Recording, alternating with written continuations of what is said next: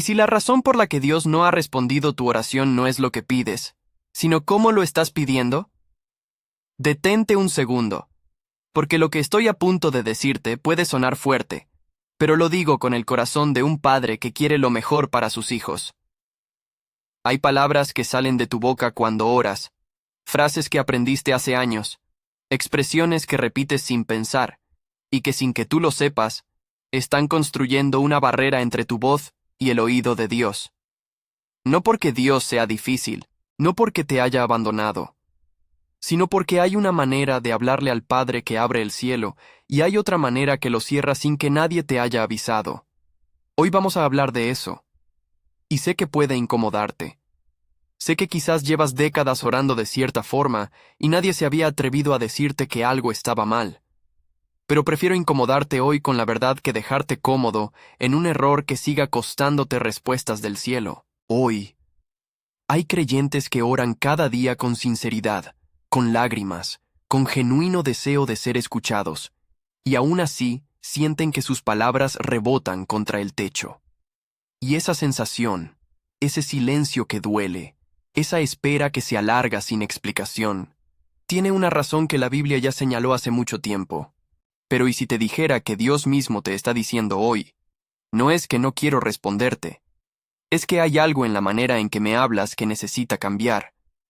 Y la palabra lo confirma con una claridad que no tiene vuelta atrás. Pedís y no recibís, porque pedís mal, para gastar en vuestros deleites. Santiago 4:3.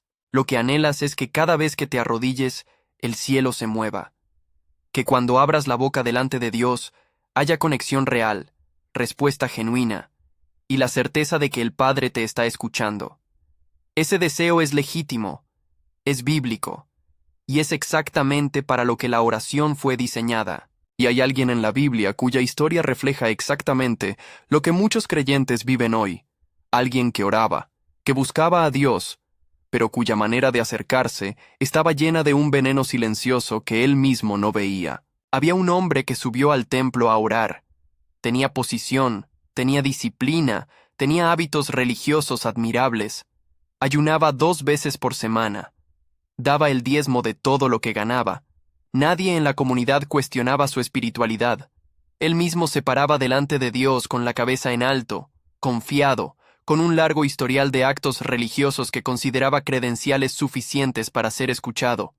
Y oraba, pero sus palabras, aunque correctas en forma, estaban cargadas de algo que Dios no puede ignorar. Orgullo disfrazado de devoción. Su oración no era una conversación con el Padre. Era un informe de méritos personales. Era una presentación de currículum espiritual. Y mientras ese hombre hablaba, a su lado había otro que no se atrevía ni a levantar los ojos al cielo. Solo golpeaba su pecho y decía, Dios, sé propicio a mí, pecador. Jesús dijo que ese segundo hombre, el que parecía no tener nada que ofrecer, fue el que bajó a su casa justificado. El primero no. Se llamaba fariseo. Y su historia está en Lucas 18. La lección no es que seas menos, es que llegues diferente. Antes de continuar, si este mensaje ya empezó a tocar algo en tu interior, quiero pedirte que te suscribas a nuestro canal ahora mismo y actives la campanita para que YouTube te avise cada vez que subamos un nuevo video. Y escribe en los comentarios esta frase: Señor, enséñame a hablar contigo de verdad. Escríbela ahora mismo.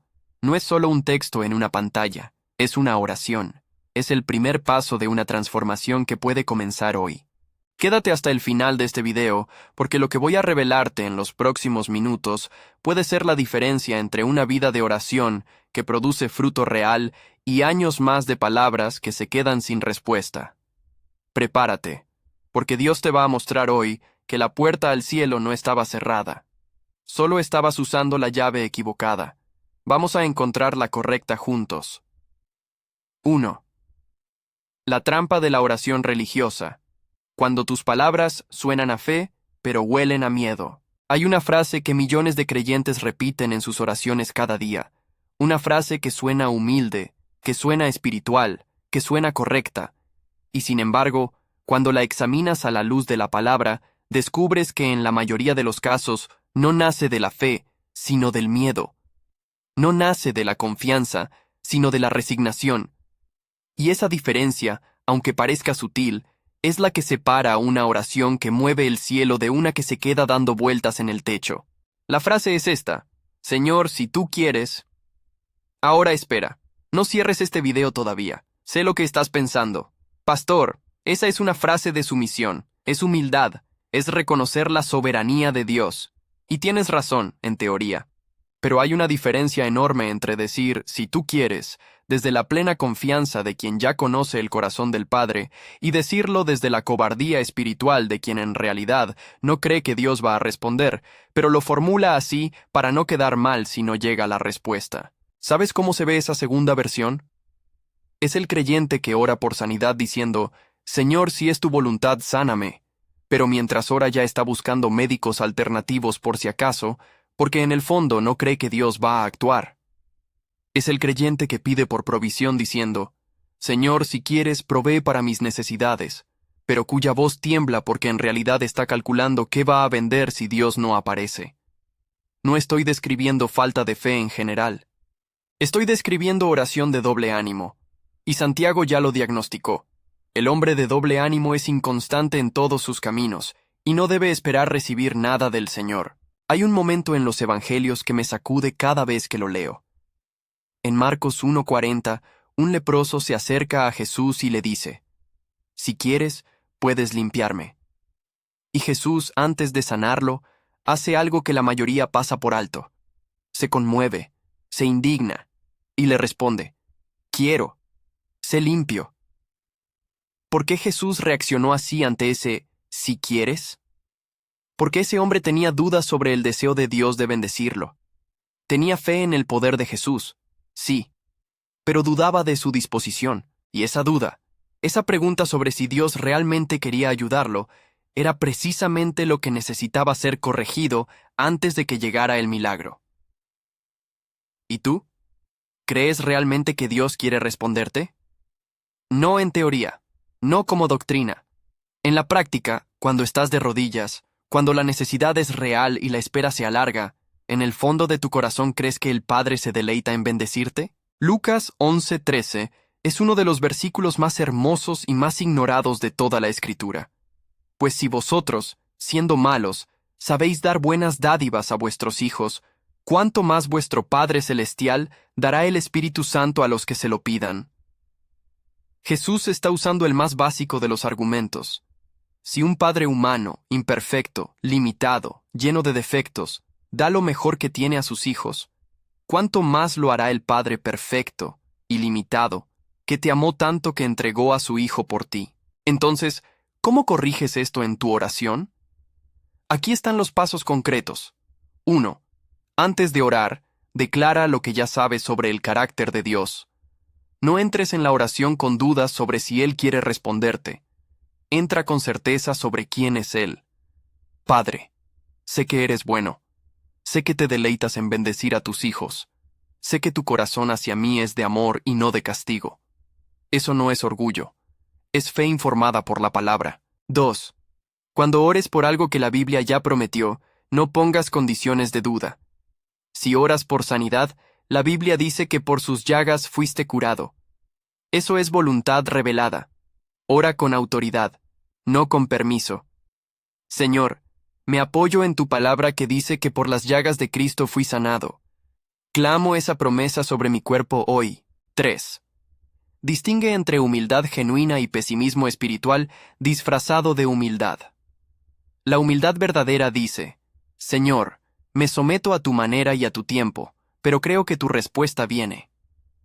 El pesimismo espiritual dice, si quieres, para no apostar demasiado en caso de que Dios no aparezca. Uno es fe. El otro es un seguro de decepción que anula tu oración. 4. Practica la oración de acuerdo. Mateo 18:19 dice que si 2 de vosotros se pusieren de acuerdo en la tierra acerca de cualquier cosa que pidieren, les será hecho por mi Padre. Busca un hermano en la fe con quien alinearte en oración, no para duplicar las palabras, sino para multiplicar la fe. Hay algo que sucede en la oración, en acuerdo que no ocurre en la oración solitaria cargada de dudas. Escríbeme ahora mismo en los comentarios. ¿Desde qué ciudad me estás escuchando hoy? Quiero saber dónde llega este mensaje. Y mientras escribes tu ciudad, quiero que sepas que en este momento, al otro lado de esta pantalla, hay miles de creyentes como tú, en distintos países, distintas situaciones, distintas cargas, pero todos con el mismo deseo, que el cielo se abra y que Dios responda. Esa comunidad existe, y tú eres parte de ella. 2. El momento en que Pedro caminó sobre el agua, y lo que nadie te enseñó de esa historia. Hay una imagen en el Nuevo Testamento tan poderosa, tan visual, tan llena de verdad espiritual, que si la miras bien, no puedes volver a orar igual. Es la historia de Pedro caminando sobre el agua. La conoces. Pero hay algo en ella que la mayoría pasa por alto. Algo que tiene todo que ver con por qué tus oraciones a veces parecen funcionar y otras veces no. Mateo 14. La noche es cerrada. Los discípulos están en la barca, en medio del mar, y el viento los azota. De repente ven una figura caminando sobre las aguas hacia ellos. Gritan de miedo, y entonces Jesús dice, «Soy yo, no temáis». Y Pedro, en un impulso que solo él tuvo el valor de tener, dice algo que me parece una de las oraciones más poderosas de todo el Evangelio. «Señor, si eres tú, manda que yo vaya a ti sobre las aguas». Y Jesús le dijo, «Ven». Pedro salió de la barca y caminó sobre el agua. Lo que nadie te cuenta suficientemente es que en ese momento, un ser humano hizo lo imposible. No porque tuviera poderes especiales, sino porque pidió, recibió la palabra y actuó. Eso es oración que produce milagros. Una petición alineada con la presencia de Cristo, una respuesta clara del Señor y un creyente dispuesto a salir de la barca. Pero luego pasó algo. Pedro vio el viento, sintió las olas, y cuando apartó los ojos de Jesús y los puso en las circunstancias, comenzó a hundirse, y gritó, «Señor, sálvame». Y Jesús lo rescató. Pero antes de rescatarlo, le dijo algo que necesito que escuches con toda la atención que tienes ahora mismo. «Hombre de poca fe, ¿por qué dudaste? ¿Por qué dudaste? No, ¿por qué pediste? No, ¿por qué saliste de la barca? ¿Por qué dudaste?» La corrección de Jesús no fue sobre la audacia de Pedro, fue sobre la interrupción de su fe. Y eso es exactamente lo que le pasa a muchos creyentes en la oración. Empiezan bien, piden con fe, reciben una palabra, dan el primer paso. Pero en el camino, las circunstancias gritan más fuerte que la promesa, y los ojos se desvían. Y cuando los ojos se desvían, la fe se hunde. Ahora bien, hay una frase específica que muchos creyentes usan en sus oraciones que funciona exactamente igual que Pedro apartando los ojos del Señor. Es esta. «Señor, es que la situación está muy difícil. Es que no veo cómo puedes hacer esto. Es que los números no dan. Es que ya intenté todo». Esa letanía de circunstancias que se introduce dentro de la oración, no como contexto informativo, sino como argumento limitante. Como si Dios necesitara que le explicaras por qué tu problema es demasiado grande para Él.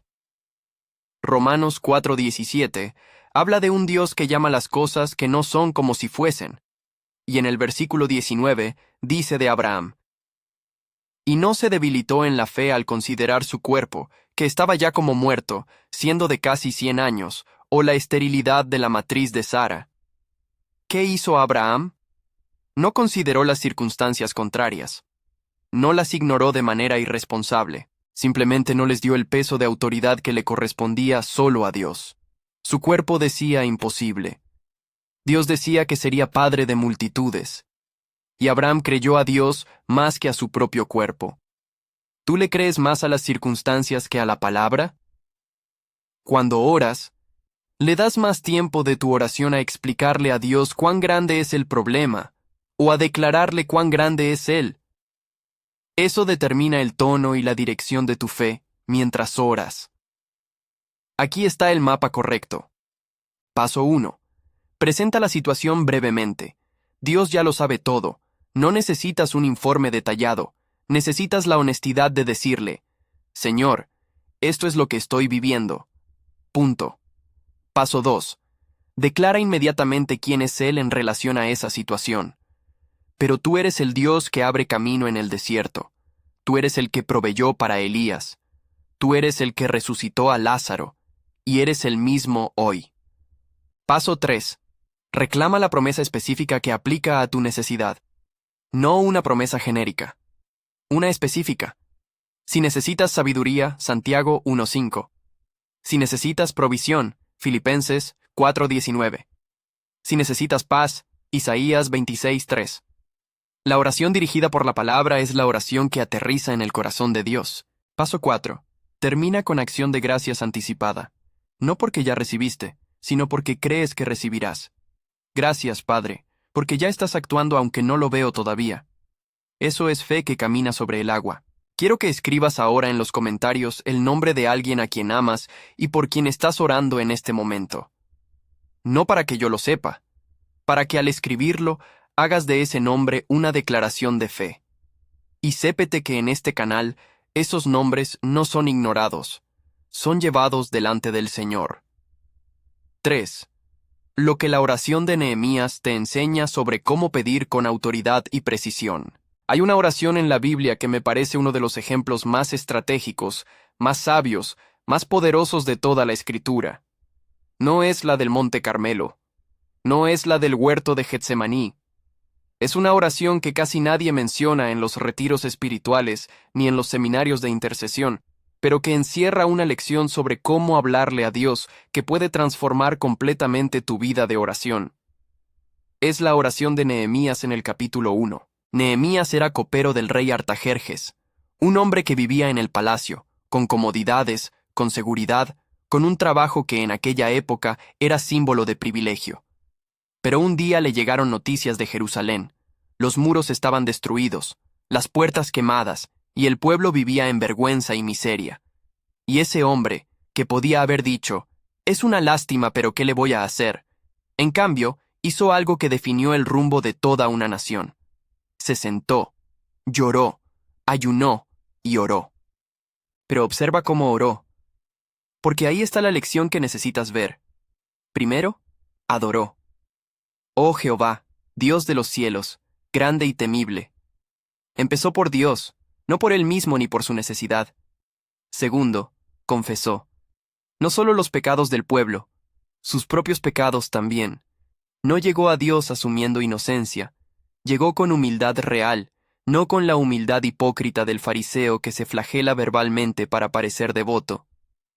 Tercero, recordó las promesas. Acuérdate ahora de la palabra que diste a tu siervo Moisés. ¿Ves lo que hizo? Le recordó a Dios sus propias palabras, no porque Dios las hubiera olvidado, sino porque Nehemías estaba construyendo su petición sobre la base de la palabra, no sobre la base de sus propios méritos ni de sus propias emociones. Y cuarto, pidió algo específico. No dijo, Señor, ayúdame en algo, de alguna forma, cuando puedas.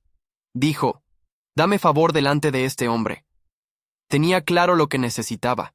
Tenía un plan, y llevó ese plan delante de Dios con precisión quirúrgica. Aquí es donde quiero confrontarte con una verdad que quizás nadie te ha dicho con esta claridad. La vaguedad en la oración es enemiga de la fe específica. Cuando oras por cosas difusas, no hay manera de saber cuándo Dios las respondió. Y sin esa evidencia, tu fe no crece. Pero cuando oras con precisión, cuando puedes decir, Señor, necesito esto específico para esta fecha específica en esta situación específica, entonces, cuando llegue la respuesta, la reconocerás. Y esa experiencia de ver a Dios responder algo concreto es el combustible que enciende una fe que ya no puede ser apagada. ¿Oras con precisión? ¿O tus oraciones son una nube de buenas intenciones espirituales que flotan sin dirección? Seré directo contigo. Si llevas años orando y sientes que Dios no responde, una de las razones puede ser que nunca le has pedido nada suficientemente claro. Nunca le has dado a Dios la oportunidad de decirte sí a algo concreto. Aquí está el mapa de la oración de Nehemías aplicado a tu vida. 1. Empieza con adoración que reconoce el carácter de Dios en relación a tu situación. Si necesitas provisión, empieza adorando a Jehová Jireh, el Dios que provee. Si necesitas dirección, adorando al Dios que abre camino. Esto no es fórmula. Es alinear tu perspectiva con la realidad de quién es Él. 2. Confiesa sin rodeos. Si hay pecado en tu vida que está bloqueando el canal de la oración, nómbralo. No lo envuelvas en términos poéticos. Nómbralo, arrepiéntete, y recibe el perdón que ya fue comprado por la sangre de Cristo. El Salmo 66:18 lo dice directamente: si en mi corazón hubiera yo mirado a la iniquidad, el Señor no me habría escuchado. 3. Ancla tu petición en una promesa bíblica específica. Busca el versículo que aplica a tu necesidad antes de orar. Llévalo contigo a la oración y preséntalo delante de Dios como el fundamento de tu petición. Eso no es manipular a Dios. Es orar de acuerdo a su voluntad revelada, que es exactamente lo que 1 Juan 5:14-15 nos instruye a hacer. 4. Sé específico en lo que pides. Anota tu petición antes de orar. Ponle fecha si es posible. Sé concreto. Señor, necesito provisión para esta necesidad antes de esta fecha. Señor, oro por la salvación de esta persona específica. Señor, pido sanidad para este síntoma específico en mi cuerpo. La especificidad no limita a Dios, te aclara a ti y te prepara para reconocer la respuesta cuando llegue. 5. Después de orar, actúa. Nehemías oró, pero también se preparó para hablar con el rey. La oración y la acción no son opuestos. La fe sin obras es muerta. Ora, y luego haz lo que está en tu mano hacer. Dios mueve lo que está fuera de tu alcance cuando tú mueves lo que está dentro de él.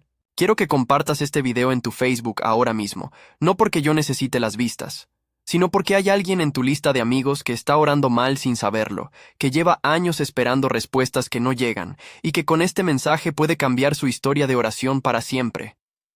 Sé el instrumento. Compártelo. 4. El momento en que Dios le dijo no a Pablo.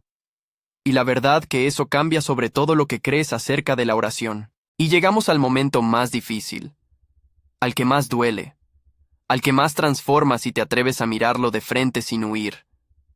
¿Qué haces cuando has aplicado todo lo que hemos hablado hoy? Cuando oras con fe, sin vaguedad, con la palabra como fundamento, con adoración genuina, con corazón limpio, con precisión y con persistencia, y aún así la respuesta no llega como la esperabas, o llega en forma de silencio, o llega en forma de no. Ese momento existe, le llegó a los más grandes hombres y mujeres de fe en la Biblia, y si no te preparan para él, el día que llegue puede destruir tu fe en lugar de profundizarla. El apóstol Pablo tenía una aflicción. Él mismo la llamó un aguijón en la carne. No sabemos exactamente qué era. Algunos dicen que era una enfermedad en los ojos, otros que era una persecución constante. Lo que sí sabemos es que le dolía, que lo limitaba, y que Pablo, el hombre que había sanado enfermos, que había resucitado a Eutico, que había visto milagros extraordinarios, oró 3 veces pidiéndole a Dios que lo quitara.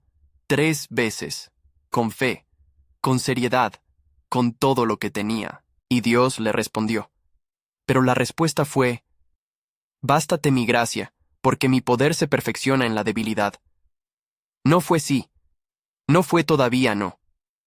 Fue no.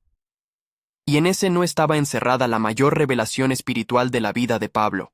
Escucha lo que dice en 2 Corintios 12:10, justo después de recibir ese no.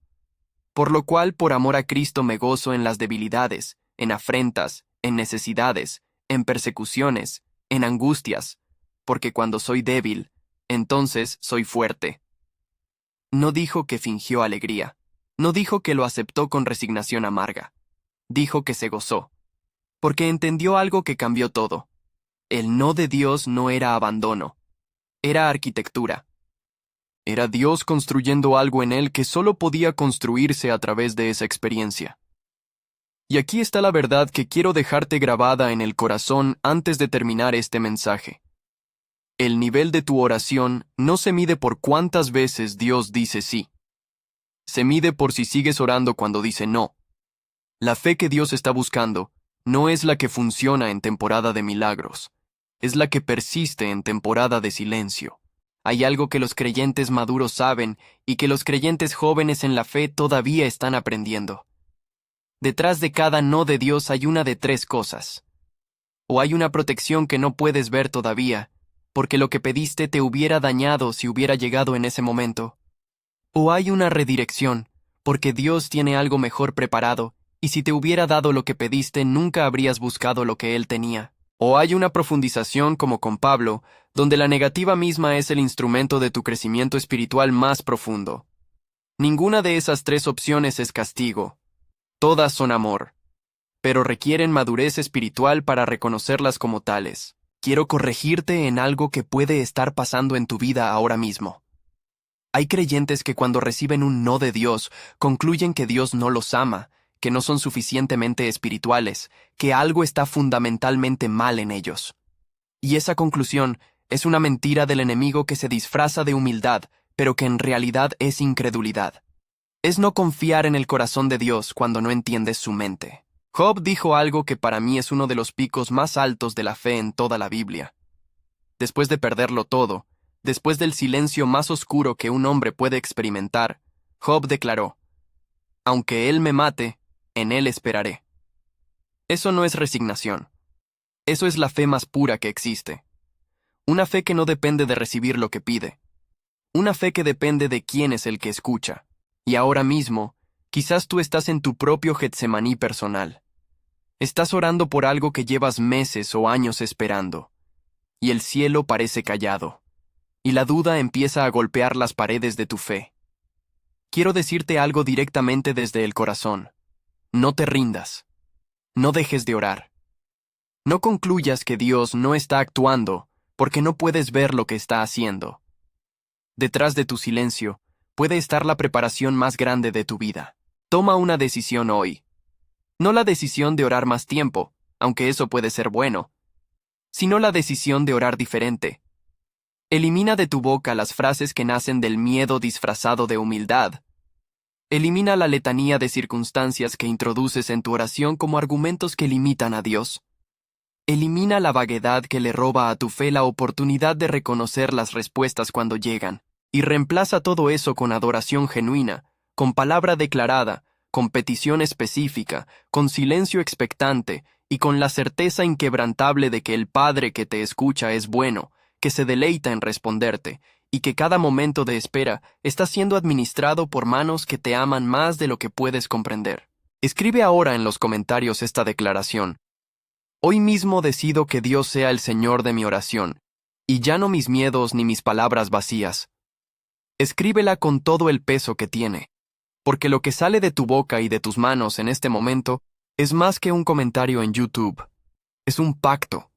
Es una línea que trazas en la historia de tu vida espiritual. Y ahora necesito hablarte de algo que me pesa en el corazón como pastor. YouTube está suprimiendo activamente el contenido de fe. Los videos como este, donde la palabra de Dios se enseña sin adornos, sin compromisos, sin suavizar lo que necesita ser dicho, cada vez llegan a menos personas porque el algoritmo no los favorece. Y eso no puede quedarnos como algo que simplemente aceptamos. Piénsalo así. Imagina que tienes en tus manos una carta con el remitente de Dios, una carta con la dirección de alguien que la necesita desesperadamente. ¿La guardarías en tu bolsillo? ¿O la entregarías? Dar like a este video, suscribirte a este canal, compartirlo con alguien, no son actos triviales de interacción en redes sociales. Son actos de mayordomía espiritual. Son la manera en que tú y yo juntos le decimos al algoritmo: esta voz no puede ser silenciada. Si todavía no estás suscrito, necesito preguntarte honestamente, ¿qué estás esperando? Este canal existe para que la palabra llegue donde los predicadores de domingo no siempre llegan. Para que el que está solo en su casa a las 2 de la mañana llorando, sin saber a quién llamar, encuentre una voz que le hable desde la Biblia. Para que el que está a punto de rendirse, reciba justo a tiempo la palabra que lo hace pararse de nuevo.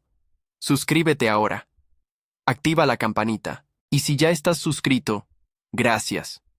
Eres parte de algo que vale la eternidad. Señor, que cada persona que llegó hasta este final de este video salga transformada. Que las palabras vacías sean quitadas de su boca y reemplazadas por fe genuina, por adoración real, por petición específica y por silencio que escucha. Que el que está esperando una respuesta tuya encuentre en la espera no una razón para dudar, sino una razón para confiar más. y que cada oración que salga de sus labios desde hoy sea una conversación de hijo con padre, no un ritual de siervo con amo. Amén. Por nada estéis afanosos, sino sean conocidas vuestras peticiones delante de Dios en toda oración y ruego, con acción de gracias, y la paz de Dios, que sobrepasa todo entendimiento, guardará vuestros corazones y vuestros pensamientos en Cristo Jesús. Filipenses 4, 6, 7. Te espero en el siguiente video. Que Dios te bendiga.